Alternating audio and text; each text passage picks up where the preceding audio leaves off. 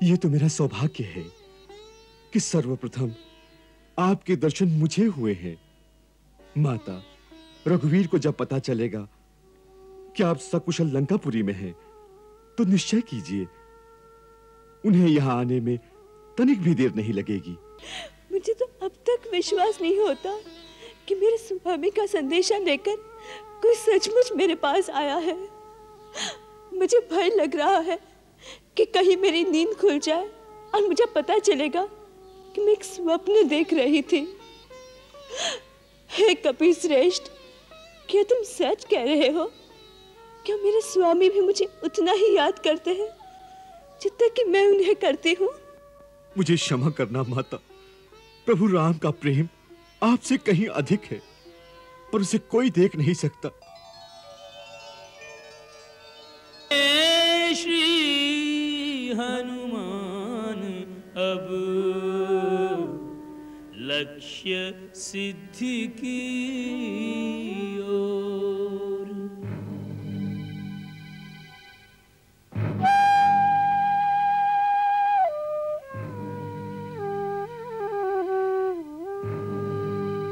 तन दुर्बल संतप्त मन करत राम को जाप।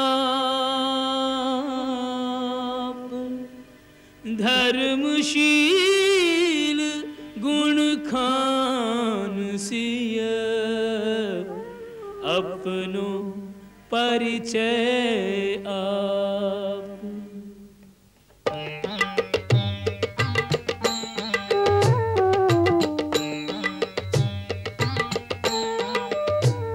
चारित्र में चूड़ामणि तनशील भूषण सोहते।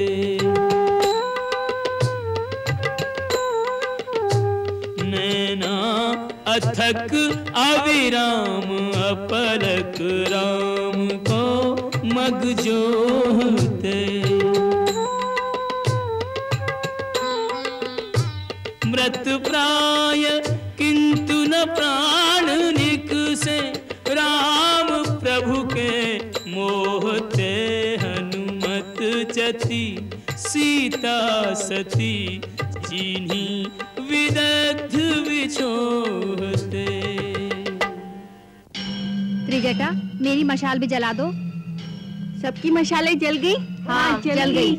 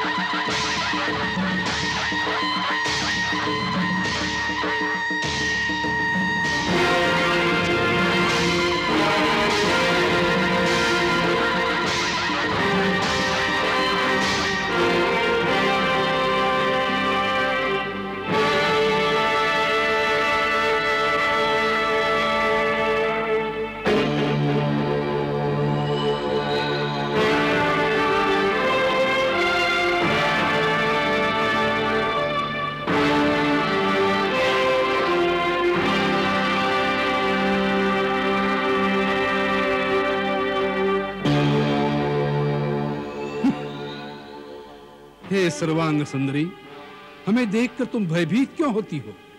हम तो तुमसे प्रेम करते हैं। यह अनुपम सौंदर्य ब्रह्मा जी ने केवल तुम्हें प्रदान किया है। तुम्हारे पश्चात ऐसा रूप उन्होंने किसी दूसरी स्त्री को नहीं दिया। ऐसे रूप सौंदर्य की स्वामिनी होकर इस प्रकार पृथ्वी पर सोना, निरंतर चिंता करते रहना, मैले वस्त्र पहनना, कई कई दिन तक उपवास करना, यह सब तुम्हें शोभा नहीं देता। तुम्हारे लिए तो हमारे महल में दिव्य आभूषण, हीरे, मोती, माणिक, रेशमी परिधान, संसार के सर्वोत्तम भोजन, बहुमूल्य पेय पदार्थ, अर्थात संसार के सारे सुख हाथ बांधे तुम्हारी सेवा के लिए खड़े हैं। तुम वहां आ जाओगी तो रानी मंदोदरी और हमारी सहस्त्र स्त्रियां दासियां बनकर तुम्हारी सेवा करेंगी।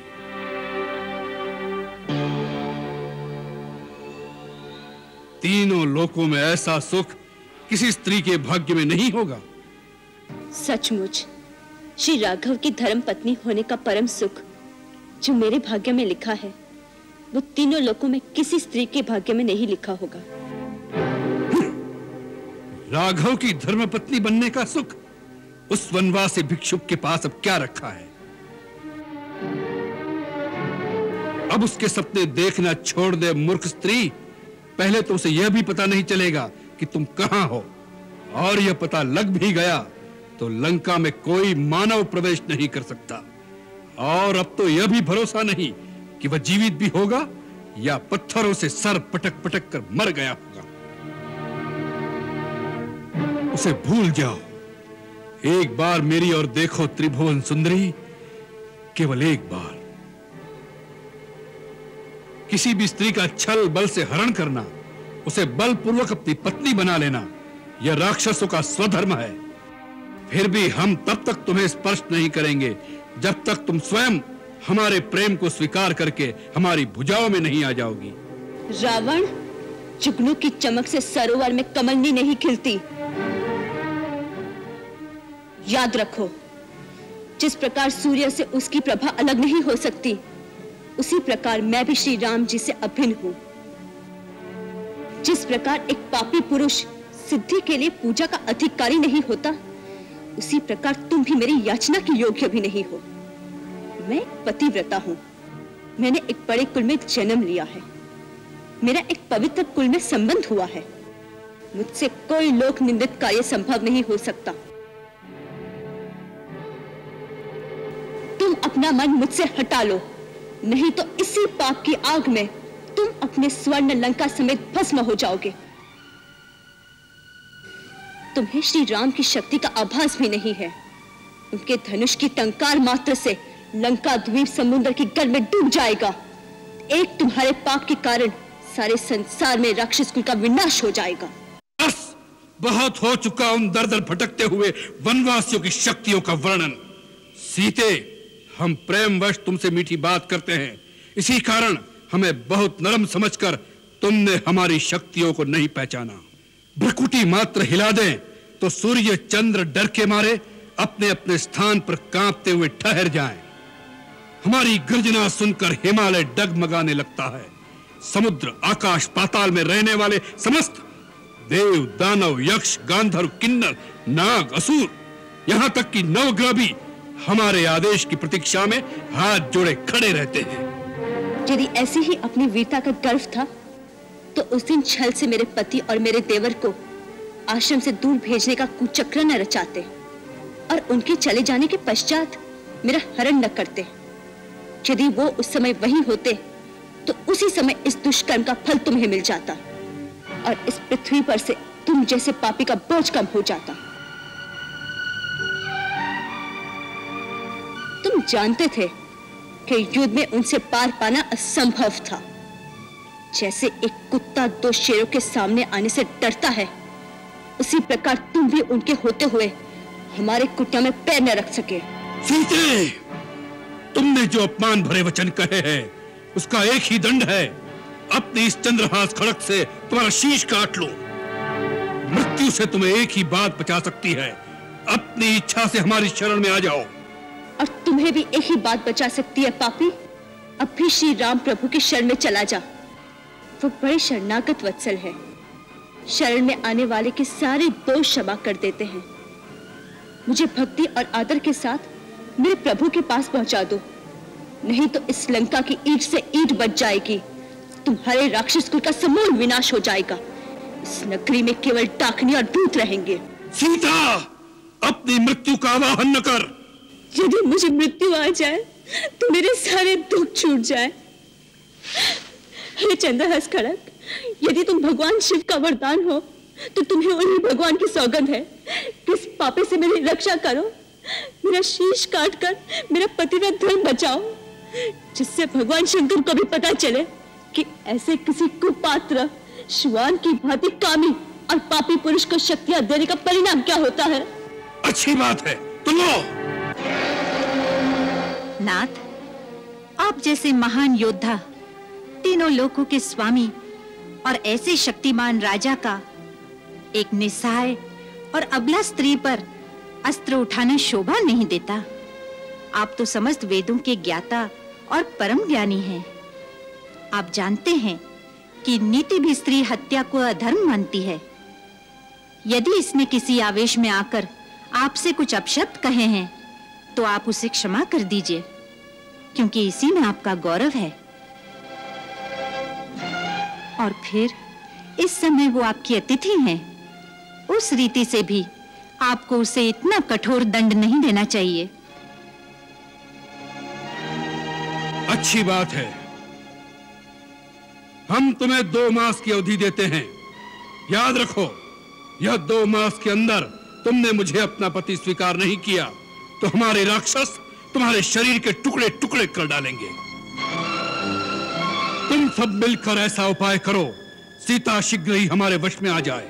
प्रतिकूल अथवा अनुकूल व्यवहार से साम दाम दंड भेद सभी नीतियों का प्रयोग करके सीता को रास्ते पर लाओ, अन्यथा तुम सबका जीवन समाप्त कर देंगे।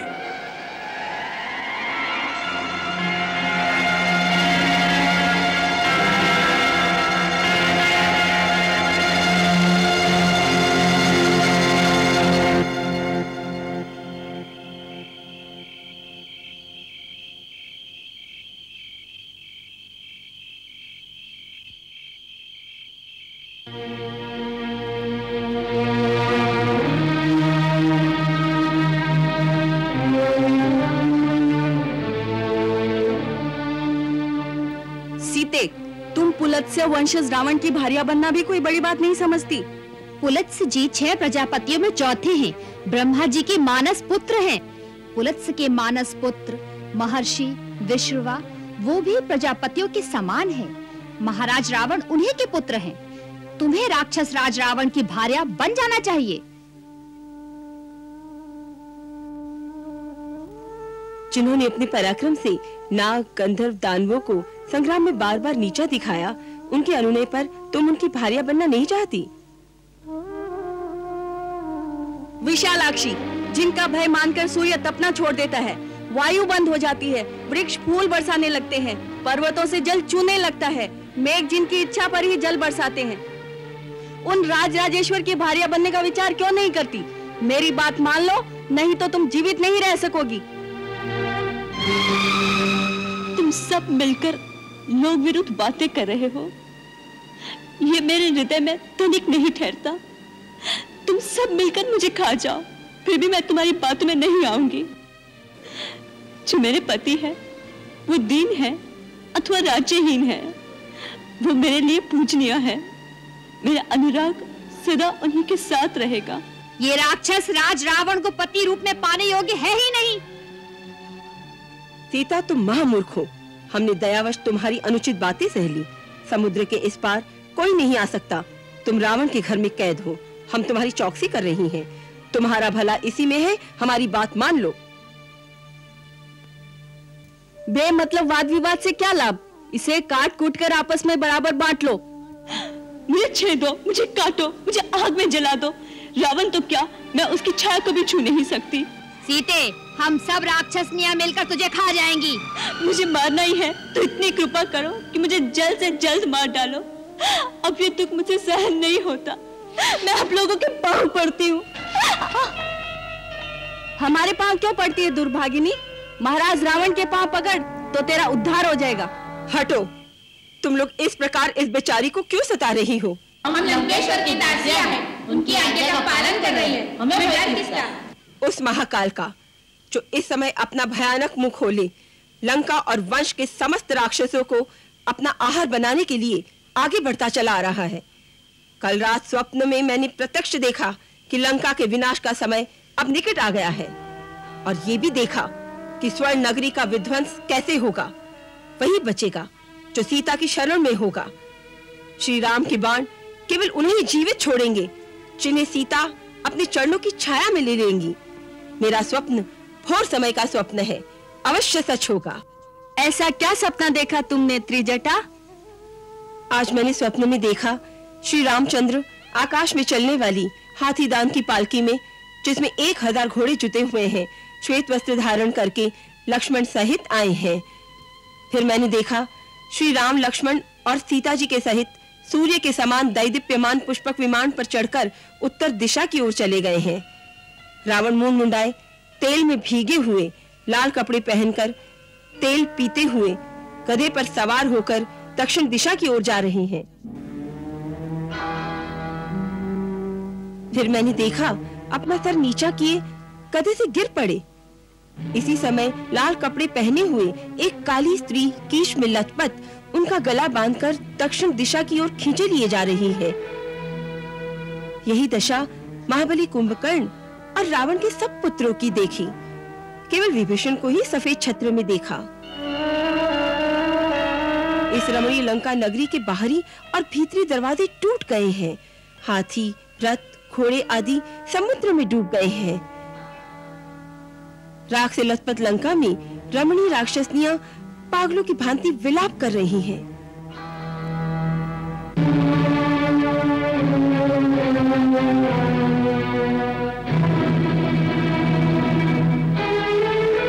हे सीता, यदि ये सपना सच है तो हमें क्षमा करना रानी। हमारा दोष नहीं, हम तो अपने स्वामी की आज्ञा का पालन कर रही हैं। हम पर क्रोध न करना देवी। नहीं, मुझे आप पर क्रोध नहीं आता। तुम सब अब जाओ, इसे सताना छोड़ दो। अच्छा।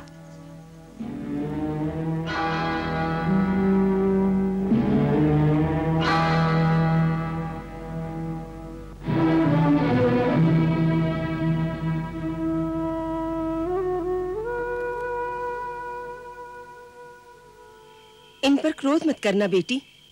मुझे किसी पर क्रोध नहीं आता, केवल अपने आप पर आता है कि ऐसी अवस्था में पहुंचकर भी मेरे प्राण क्यों नहीं छूटते।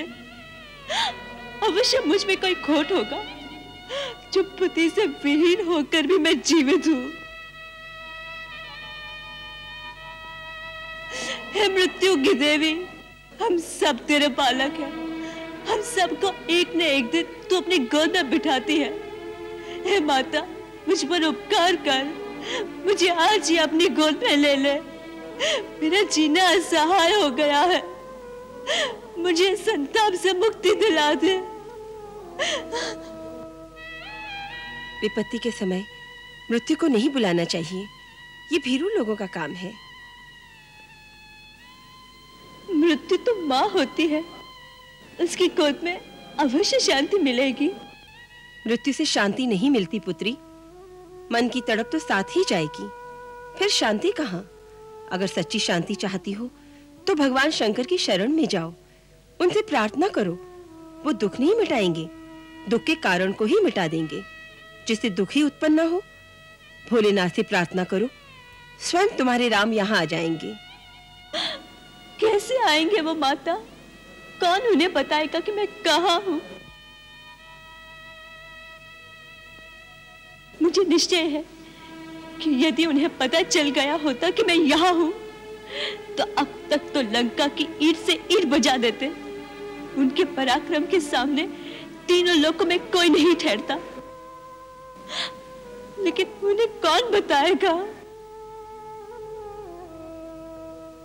मुझे कोई ऐसा दिखाई नहीं देता जो मेरे रघुवीर तक इतनी सूचना पहुंचा दे कि उनकी वैदेही उनके श्री चरणों से दूर राक्षसों के द्वीप में पड़ी बिलख रही है, जैसे निराशा की आंधियों के बीच आशा का दीप टिमटिमा रहा हो, जो कभी भी बुझ जाएगा।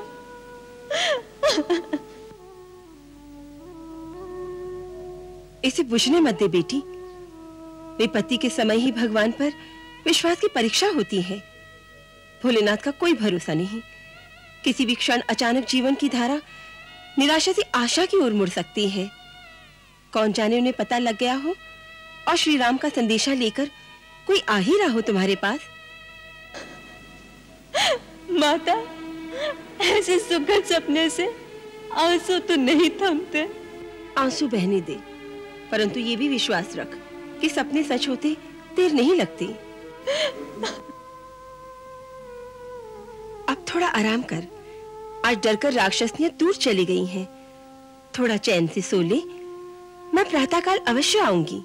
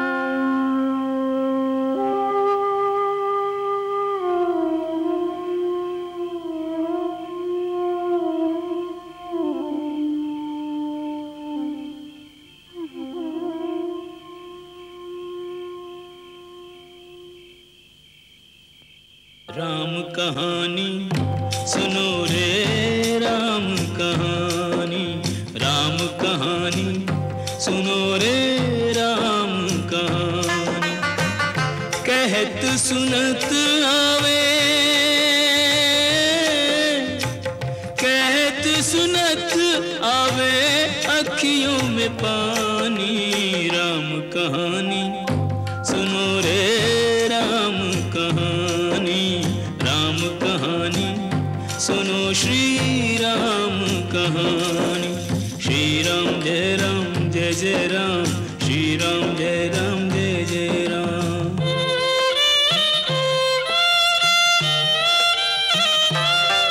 दशरथ के राज दुलारे, कौशल्या की आंख के तारे।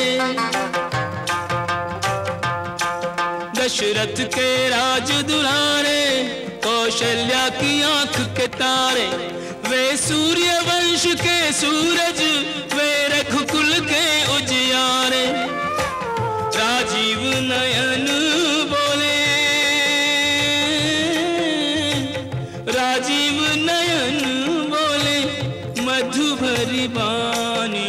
राम कहानी सुनो श्री राम कहानी, राम कहानी सुनो रे, राम कहानी।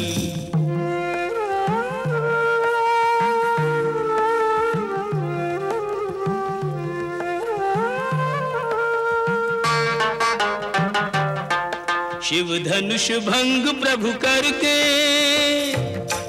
ले आए सीता भर के।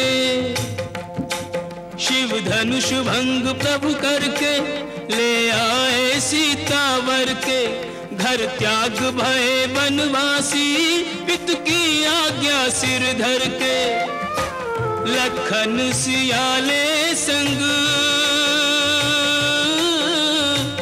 लखन सियाले संग छोड़ी रजधानी। राम कहानी सुनो रे राम कहानी, राम कहानी सुनो रे राम कहानी। श्री राम जय राम जय जय राम, श्री राम जय राम जय जय राम।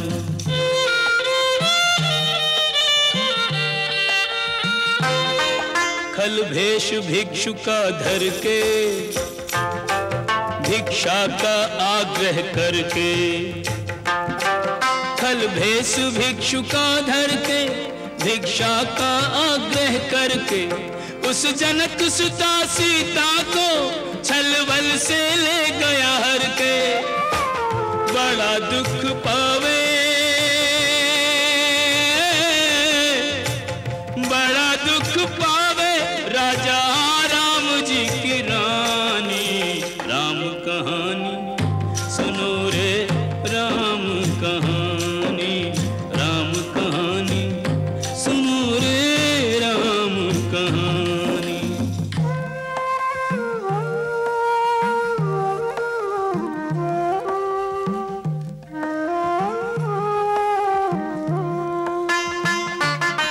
श्री राम ने मोह पठायो, मैं राम दूत बनायो।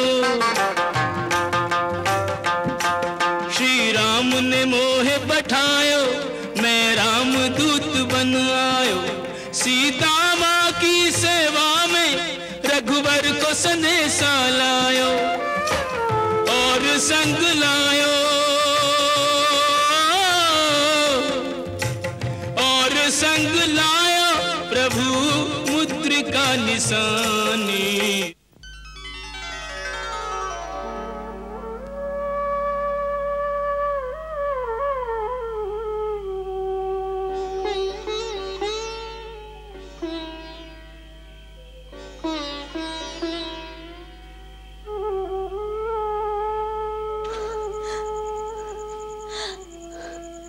ये तो मेरे स्वामी की निशानी है, तो क्या सचमुच यहाँ कोई है?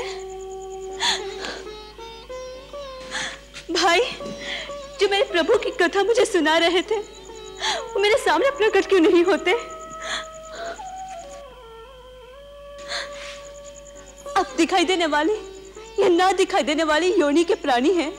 अब कोई देवता है या मानव, जो भी मेरे स्वामी का संदेशा लेकर आए हैं, वो कृपा करके मुझे दर्शन दे। माता, मैं ही प्रभु श्री राम का संदेशा लेकर आया हूं।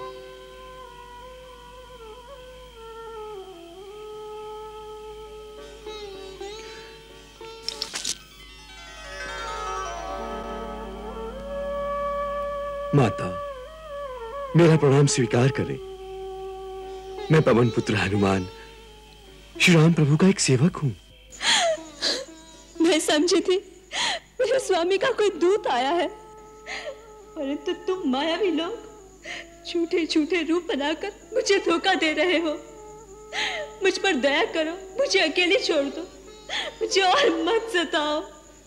माता, शंका न करो, मैं सचमुच श्री राम का दूत हूं। मेरा ये सचमुच का रूप है। मैं वानर हूं। अपना पुत्र जानकर मुझ पर विश्वास करो मां।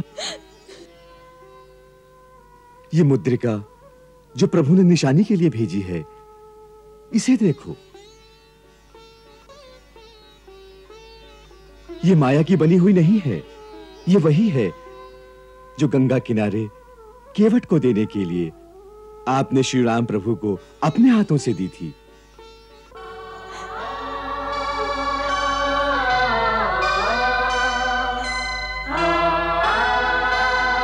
आपको विश्वास दिलाने के लिए मैं एक और गुप्त बात बताता हूं, जो मैंने स्वयं श्री राम के मुंह से सुनी है। आपने रावण के विमान में जाते हुए अपने कुछ आभूषण साड़ी के पल्लू में बांधकर एक पर्वत पर फेंके थे ना? हाँ। वही आभूषण ऋषिमुख पर्वत पर बैठे वानर नरेश सुग्रीव और उनके मंत्रियों के सामने गिरे। जब महाराज सुग्रीव और श्री राम की मित्रता हुई तो सुग्रीव ने जब वही आभूषण प्रभु को दिखाए, उन आभूषणों को देखकर उनकी आंखें भर आईं और साड़ी के पल्लू को देखकर तो वे विह्वल उठे और उसे पकड़कर कहने लगे, जब मैं सोता था तो सीता इसी पल्लू से मुझे पंखा करती थी। जब प्रातः संध्या वंदन से उठता था तो वो यही पल्लू मेरे चरणों में रखकर मेरी चरण रज लेती थी। मुझे ये सब याद है क्या? हाँ माता, सब याद है। वो दिन रात आपकी याद में ही खोए रहते हैं। फिर उन्होंने आज तक मेरी सुधि क्यों नहीं ली? क्यों भुला दिया अपनी दासी को? ये नहीं सोचते कि मेरा एक एक दिन किस प्रकार बीत रहा होगा। न वो आए, न ही मुझे मृत्यु आई। मेरे किस दोष का दंड मुझे मिल रहा है? उस दिन लक्ष्मण की बात तो मानकर मैंने उसे जो अपशब्द कहे थे, क्या उसके कारण उन्होंने मेरा त्याग कर दिया है? तात, उनसे कहो कि मैं लक्ष्मण से भी क्षमा मांगती हूँ। मैं उनसे भी क्षमा मांगती हूँ। वो तो सब पर दया करते हैं, तो मेरी भूल क्यों क्षमा नहीं करते? मेरी भूल क्यों क्षमा नहीं करते? भैंस नरक से उद्धार क्यों नहीं करते? माता, माता, यदि उन्हें पता होता कि आप यहाँ हैं तो आज तक उन्होंने इस नरक को विध्वंस कर दिया होता और आपको मुक्त कराकर ले गए होते। परंतु वे तो आपकी खोज में वन वन भटकते हुए वानर देश किष्किंधा तक पहुंचे। जब उनकी मित्रता महाराज सुग्रीव से हुई तो उनकी सहायता से आपकी खोज आरंभ हुई। इस समय सहस्त्रों वानर पूर्व पश्चिम उत्तर दक्षिण चारों दिशाओं में आपकी खोज कर रहे हैं। यह तो मेरा सौभाग्य है कि सर्वप्रथम आपके दर्शन मुझे हुए हैं। माता, रघुवीर को जब पता चलेगा कि आप सकुशल लंकापुरी में हैं तो निश्चय कीजिए उन्हें यहां आने में तनिक भी देर नहीं लगेगी। अब कोई भी बाधा उनका रास्ता नहीं रोक सकेगी।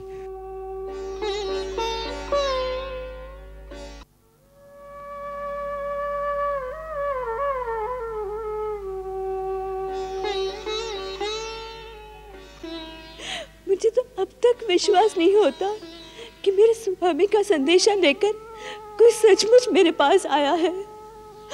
मुझे भय लग रहा है कि कहीं मेरी नींद खुल जाए और मुझे पता चलेगा कि मैं एक स्वप्न देख रही थी। हे कपिश्रेष्ठ, क्या तुम सच कह रहे हो? क्या मेरे स्वामी भी मुझे उतना ही याद करते हैं जितना कि मैं उन्हें करती हूँ? मुझे क्षमा करना माता, प्रभु राम का प्रेम आपसे कहीं अधिक है, पर उसे कोई देख नहीं सकता।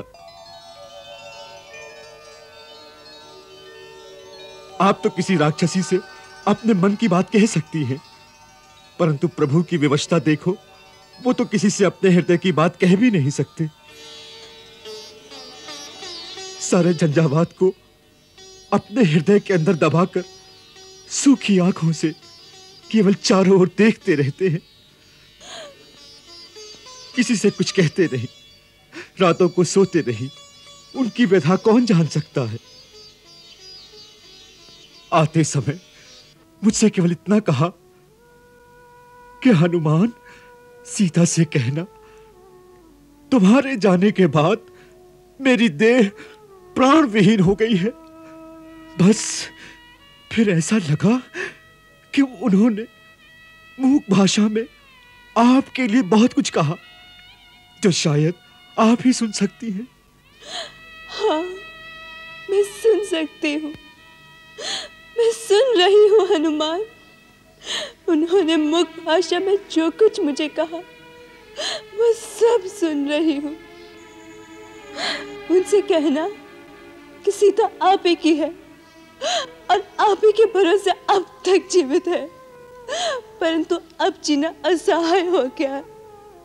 अब आने में देरी की तो मुझे जीवित नहीं पाएंगे। ऐसा नहीं होगा माँ। तात, तू नहीं जानता मैं कैसे कष्ट में जी रही हूँ। मैंने सब देख लिया है माँ। वृक्ष पर बैठे बैठे रावण का संवाद, इन राक्षसियों का व्यवहार सब देख लिया। और मैंने ये भी देखा है माँ कि एक पतिव्रता नारी का तेज तीनों लोगों के विजेता और घमंडी रावण को कैसे निस्तेज कर देता है। और यह भी देखा है चंद्रहास जैसी जगत विजयी खड्ग घास के तिनके के सामने कैसे सिर झुका देता है मां। धर्म की शक्ति और अधर्म की दुर्बलता का मर्म आज आपके श्री चरणों के प्रताप से देख लिया है मां। हमें आशीर्वाद दो कि हम वानर जाति श्री राम प्रभु की सेवा में सफल हो और इन राक्षसों का सर्वनाश कर दें। परंतु वानर राक्षसों का सामना कैसे कर सकेंगे? तुमने देखा होगा राक्षस तो एक से एक महाभट है और वानर तो सब तुम्हारे जैसे होंगे ना वत्स? हाँ माता, सब मेरे जैसे हैं, परंतु आपके पतिव्रत धर्म की शक्ति जो एक तिनके को तलवार से टक्कर लेने के योग्य बना सकती है, वो शक्ति भी हमारे साथ होगी ना? ठीक है पुत्र, परंतु राक्षस बड़े मायावी हैं।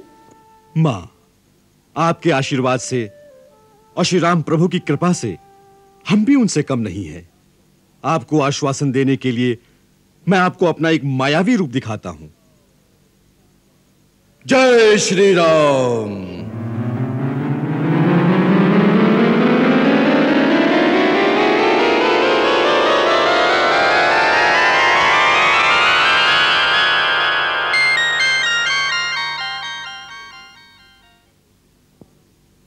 देखो माता, महाराज सुग्रीव की सेना में तो मुझसे भी अधिक बलशाली योद्धा हैं।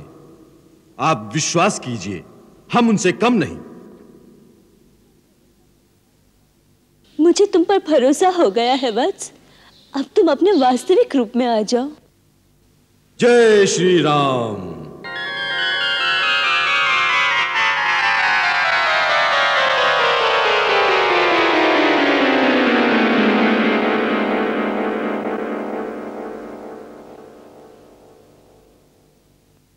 यही मेरा वास्तविक रूप है।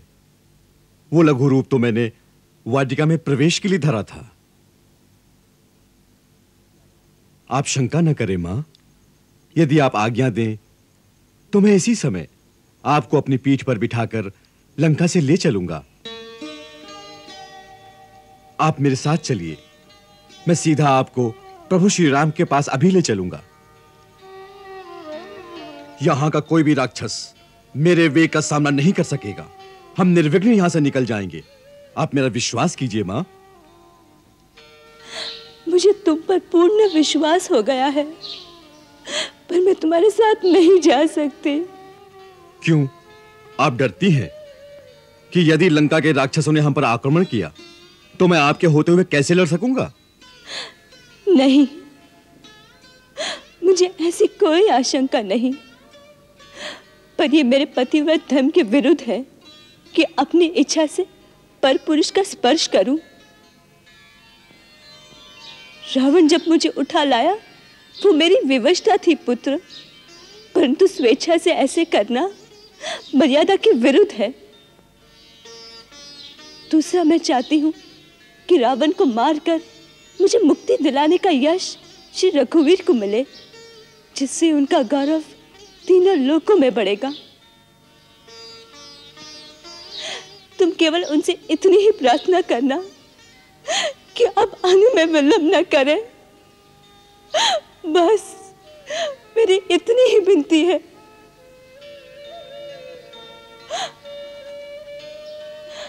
अब तुम जाओ, कोई पहरेदार आ जाएगा। तो आने दो, मैं उनसे नहीं डरता। नहीं, उनसे लड़ने में अगर तुम्हें कुक शक्ति पहुंची तो समुद्र लांघना कठिन हो सकता है। अब तुम अपने स्वामी के पास जाओ।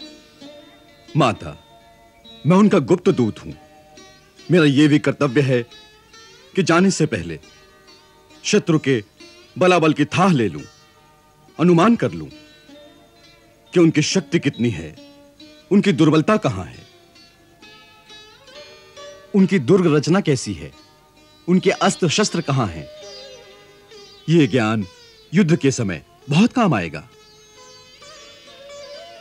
दूसरी बात यह है कि मैं एक और भी लीला करना चाहता हूं, जिससे शत्रु के हृदय में भय उत्पन्न हो और वो सोचने लगे कि यदि श्री राम के दूत में इतनी शक्ति है तो श्री राम प्रभु में कितनी शक्ति होगी। इससे शत्रु का साहस टूटता है और भय युद्ध में उसे निर्बल कर देता है। मेरी चिंता न करो मां, मुझे आज्ञा दें कि जाने से पहले मैं कुछ कौतुक कर जाऊं।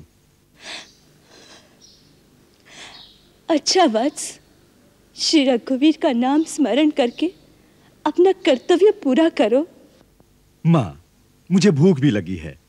उस वाटिका में सुंदर सुंदर फल हैं। यहीं से आरंभ करता हूं। पहले फल खाऊंगा, फिर वाटिका का विध्वंस करूंगा। कोलाहल सुनकर चिंता ना करना। जाने से पहले एक बार आपकी चरण रज लेने आऊंगा। अच्छा।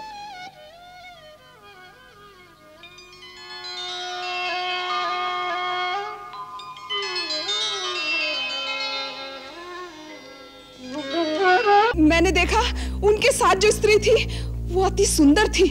तीनों लोकों में ऐसी सुंदर स्त्री और नहीं होगी। मैंने सोचा कि बड़े भाई महाराजा रावण के लिए इससे अच्छा उपहार और क्या होगा, परंतु वो दोनों भेड़ियों की तरह मुझ पर भड़क उठे। ये उनकी अंतिम भड़ास थी बहन। हम आज उन्हें यमलोक पहुंचाएंगे। दूषण, हमारा रथ मंगवाओ, हम अभी जाएंगे। 14 राक्षस बाण एक मारन हारा एक, देख राम को खलन के गए बल बुद्धि विवेक।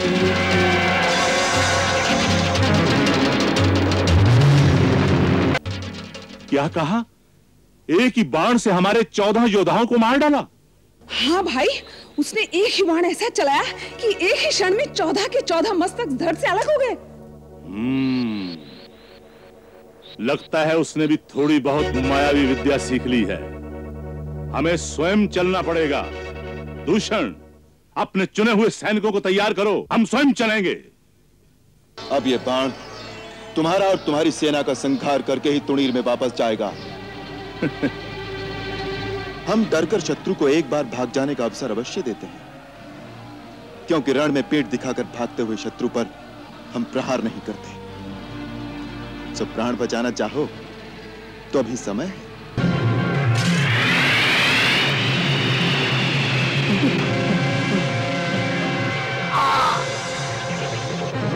दुहाई है, राजा घर की दुहाई है। तुम्हारे राज्य में एक अबला के साथ अत्याचार किया गया है। ये क्या? ऐसा घोर कर्म, ऐसा अत्याचार किसने किया है? इस दंडक वन में किसका साहस है कि हमारी बहन का अपमान करे? वो जो भी है, देवी आसुर, उसने तुम पर हाथ उठाकर अपनी मृत्यु को ललकारा है। उस अभागे का नाम बताओ बहन। राम और लक्ष्मण। राम और लक्ष्मण? हाँ, राम और लक्ष्मण दोनों भाई अयोध्या के राजा दशरथ के पुत्र हैं, जो मुनि वेशधारे एक सुंदर स्त्री के साथ गोदावरी नदी के किनारे बसने आए हैं, जिन्होंने मुझे अकेली देखकर मेरे साथ ये दुर्व्यवहार किया है। यदि तुम मेरे सच्चे भाई हो तो मेरे अपमान का उनसे बदला लो। मेरे इस घाव को उन दोनों के रक्त से धोया जाए, तभी मेरे मन को शांति मिलेगी।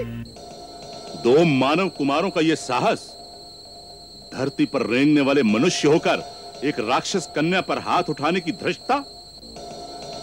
महाबटदूषण,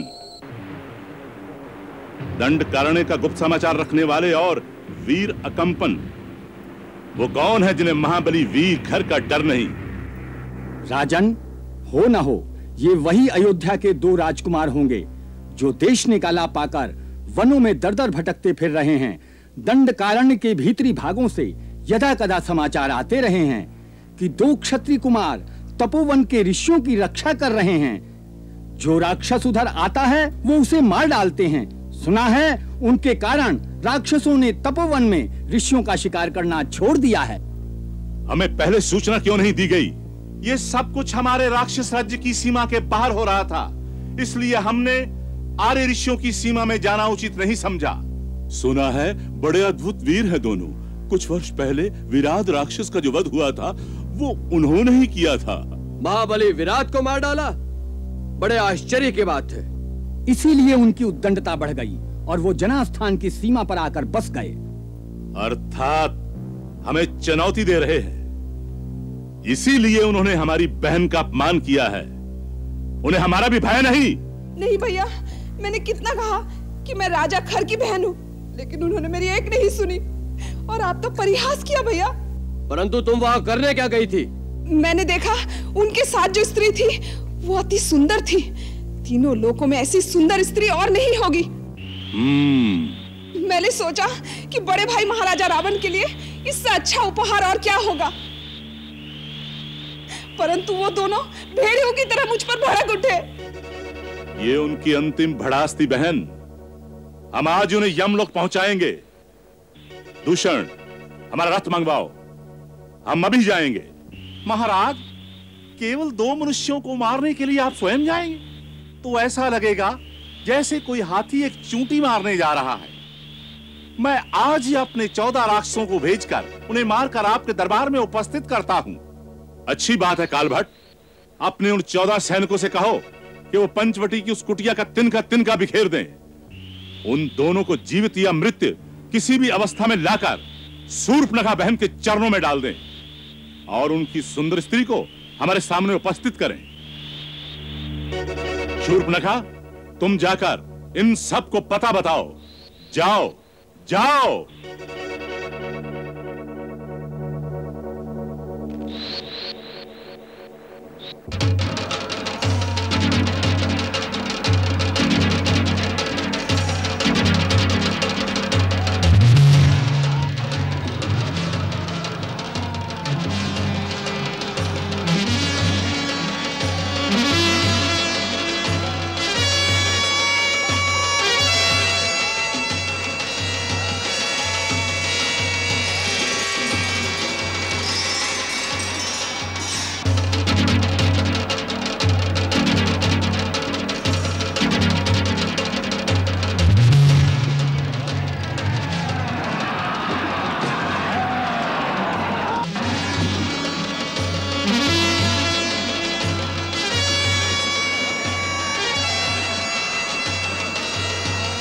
मेरा अनुमान ठीक निकला, वो आ गए।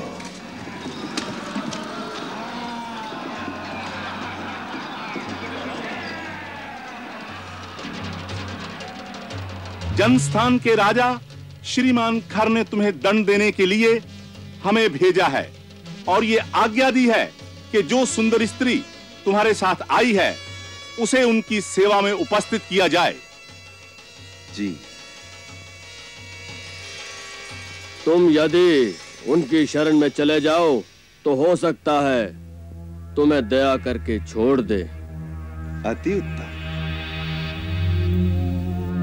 14 राक्षस बाण एक मारन हारा एक, देख राम को खलन के गए बल बुद्धि विवेक।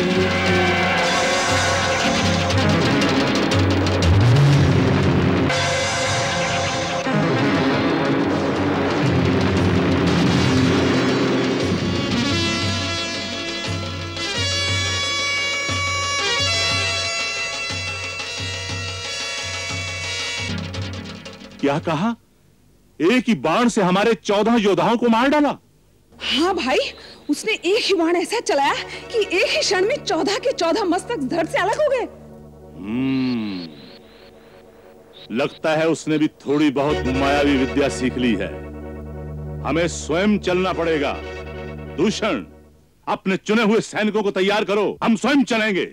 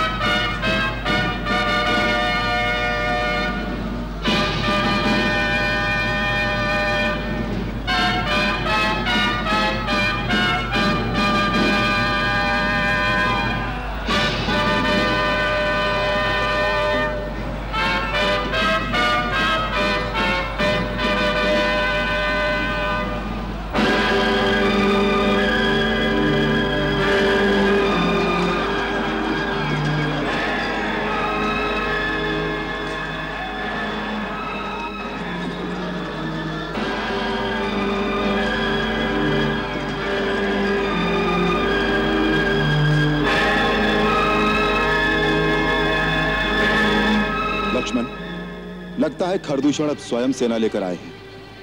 मैं अकेला ही जाकर उनको रास्ते में रोकता हूं, तुम यहीं ठहरो। भैया, मैं भी साथ आता हूं। नहीं लक्ष्मण, हम दोनों यदि चले जाएंगे तो वो क्रूर राक्षसी सीता को अकेली पाकर आक्रमण कर देगी। तुम यहीं सजग रहकर सीता की रक्षा करो, मैं अकेले ही उनसे निपट लूंगा, मेरी चिंता मत करो। मुझे आपकी चिंता नहीं भैया, मैं तो ये कह रहा था उनसे मैं अकेला ही निपट सकता हूं। अवश्य निपट सकते हो, परंतु इस समय तुम यहीं ठहरो।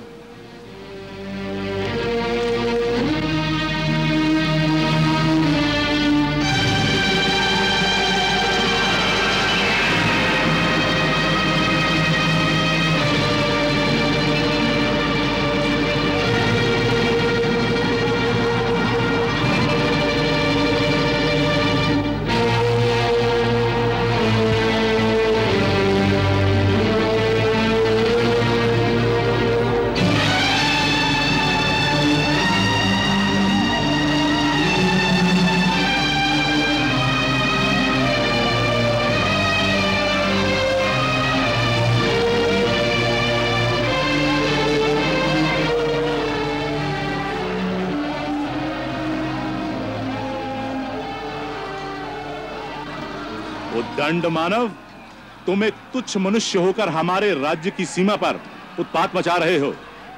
हम तुम्हें प्राण दंड देने आए हैं। ये धनुष बाण वहीं धरती पर रख दो और आगे बढ़कर अपने आप को हमारे हवाले कर दो।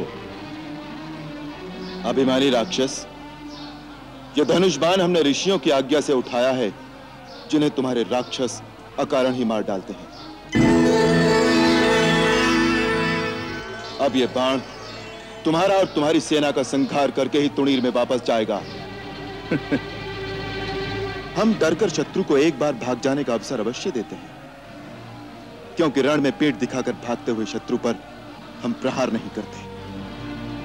जब प्राण बचाना चाहो तो अभी समय है। मुझे तुम्हारी मूर्खता पर हंसी आती है। अकेले ही मेरी सेना का और मेरा सामना एक साथ करना चाहते हो? मैं तुम पर दया करके अब तक चुप था, परंतु तुम दया के पात्र नहीं हो। दूषण, अपनी सेना को आज्ञा दो कि इसे जाकर घेर ले। जो आज्ञा। राम, ये सब मायावी और कपट युद्ध करने वाले हैं। इन्हीं के शस्त्र से इनका उत्तर दो। तुम्हारे पास ऋषि विश्वामित्र का दिया हुआ मोहिनी अस्त्र है, इस समय उसका प्रयोग करो, जिससे वे स्वयं उसकी माया से भ्रमित हो जाएं और आपस में लड़ मरे। जो आज्ञा।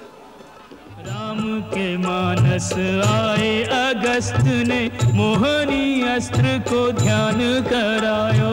मोहनी अस्त्र को ध्यान करायो।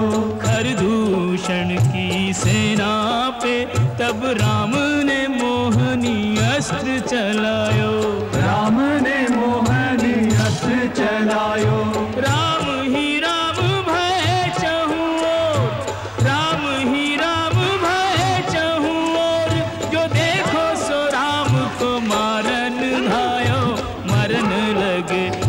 शत्रु परस्पर, कोई न राम के सन्मुख आयो, कोई न राम के सन्मुख आयो, कोई न राम के सन्मुख। अरे मूर्खों, ये क्या कर रहे हो? आपस में क्यों लड़ रहे हो? दूषण, ये क्या हो रहा है? भैया, हमारे योद्धा पागल हो गए हैं, आपस में ही लड़ मर रहे हैं।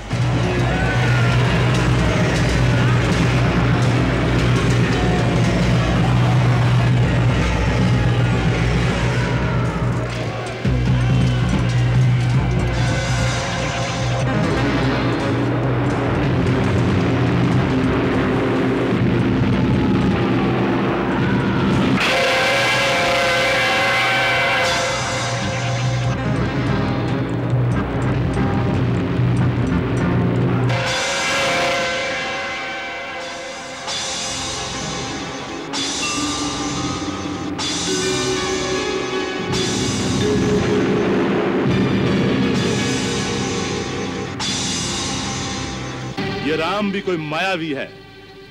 इसने मोहनी अस्त्र का प्रयोग करके हमारी सेना को भ्रम में डाल दिया है। अच्छा, तो मैं पहले इसकी माया को ही समाप्त कर देता हूं।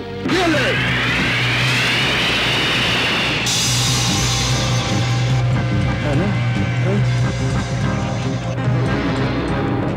अच्छा, तो बच इससे।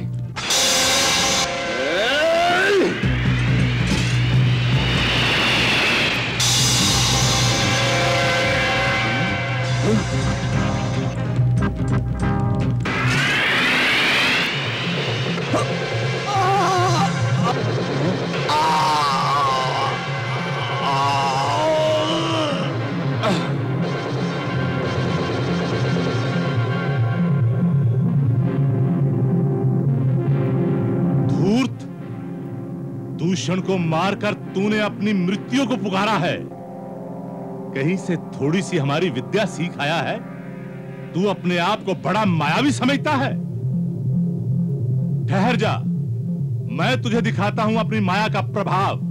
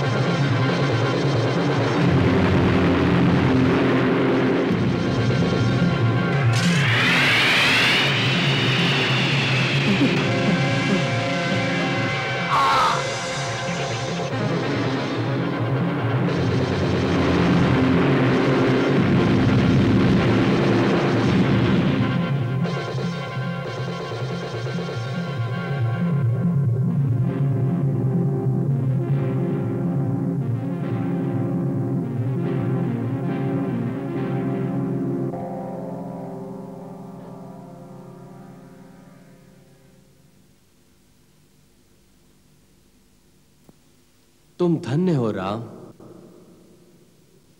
महाबली खर और दूषण को इस संसार में तुम्हारे अतिरिक्त कोई नहीं मार सकता था। तुम्हारी सदा जय हो।